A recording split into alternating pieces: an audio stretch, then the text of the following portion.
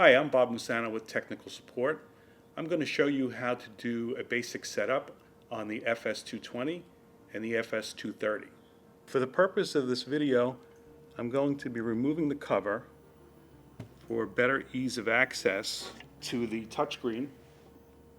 So we're going to want to hit the right arrow, and we're going to either select User or Expert.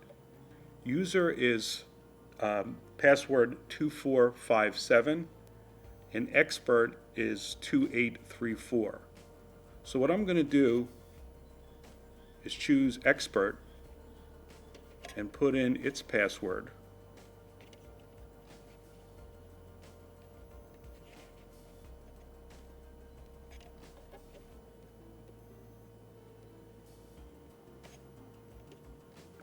And the very next step, I'm going to go down to Security,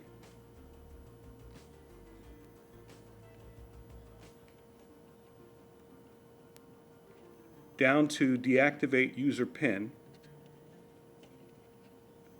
hit OK, and it's already deactivated. So now, if I were to go all the way out, I can now go directly in and begin without entering any passwords. The first place I'm going to want to go is Quick Start.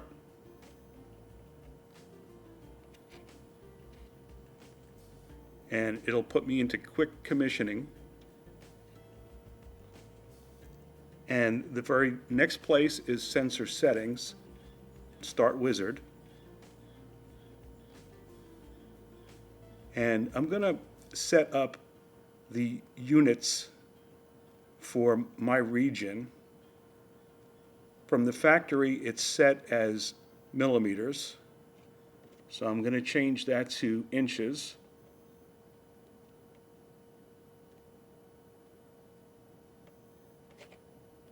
Hit the right arrow. Hit the right arrow again. And the only other unit I'm going to change right now is the temperature. And I'm going to switch that to Fahrenheit. And that'll make it more familiar from this point going forward. Then I'm going to go down to where it says Next. I'm going to hit the right arrow. And that's going to bring me to pipe settings. So I want to hit the right arrow on Yes. And if you'll notice, we have pipe class, which will offer you different pre-programmed pipe sizes depending on the pipe material that you want to use. So if I wanted to use, let's say, carbon steel ASA, inside of here you will see a range of different pipe sizes you can choose from. For this video, I'm going to just choose Custom, and we have the choice between outer diameter and wall thickness or circumference and wall thickness. If you already know your outside diameter, just go into that one. If you're not sure, and if you want to get an accurate measurement, you can always go into circumference and wall thickness, and the meter will do the calculation for you. So for this situation, we're going to do outside diameter.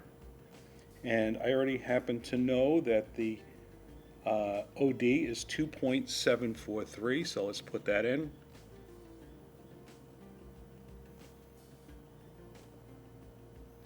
Okay, and the wall thickness should be 0.136.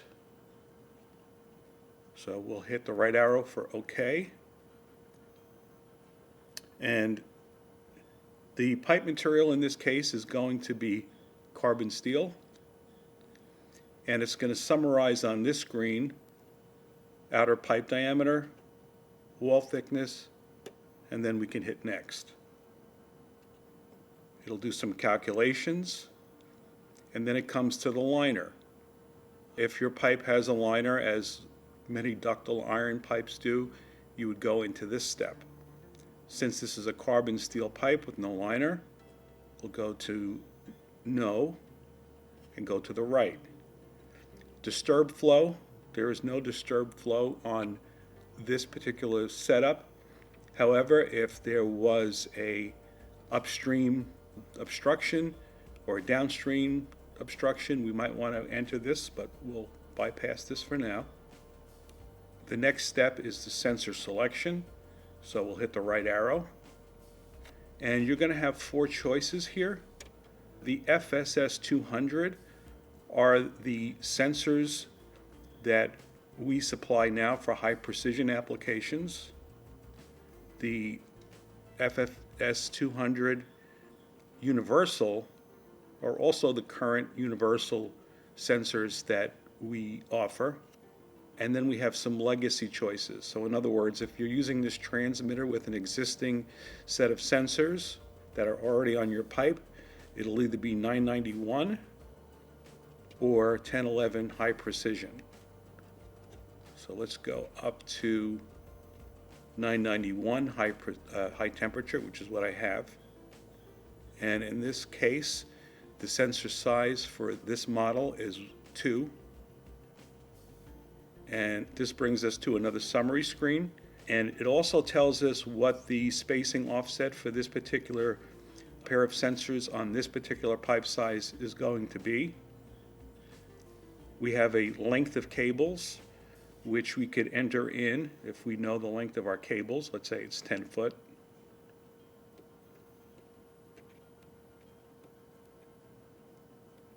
And then we hit next. The medium settings, this is the liquid that's inside your pipe. For this case, our pipe is filled with water at 20 degrees C. And let's continue forward here. You can also set in your viscosity, or you can just leave the viscosity as it's set for water at 20 degrees C. Same thing happens for the process density. If you have a different known density, you can enter it in here, or you can just choose to hit next. And now this is what brings us to configuring of the paths. You always have to select one of the paths, the one that you're working on to install at the moment. So to highlight that, you hit the right arrow, but then you need to go down to where it says Save Settings, which will bring you to that path. And this is where we can start the measurement. We hit the right arrow. It's going to do some calculations, and it's going to come up with a geometry for mounting the sensors on the pipe. As a default, it comes to reflect, but here I would direct you to the utility SciWare to find out what the best mount method happens to be. In this particular case, we've done that, and we know that we should use direct. And it's going to calculate the spacing. It's going to tell you what the recommended mounting hardware is, and in this case it's a track. The recommended spacing in inches, and where on the track the sensor should be positioned. In this case it's position A.